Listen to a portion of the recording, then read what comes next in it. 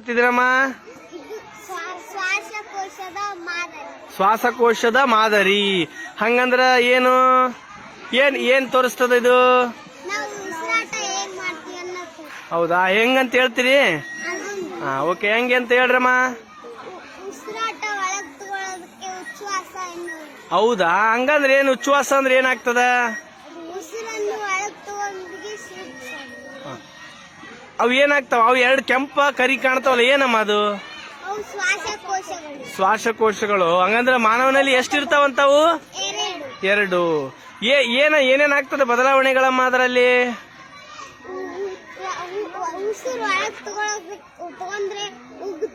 ಹಿಗ್ಗುತ್ತಾವ.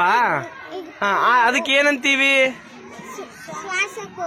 ಅಲ್ಲಲ್ಲ, ಹಿಗ್ಗೋದಕ್ಕೆ ಏನಂತೀವಿ ಉಸಿರು ಹೊರಗೆ ತಗೊಂಡಾಗ? ಹಾಗಾದ್ರೆ ಗಾಳಿ ಹೊರಗೆ ಹೋಗೋದಕ್ಕ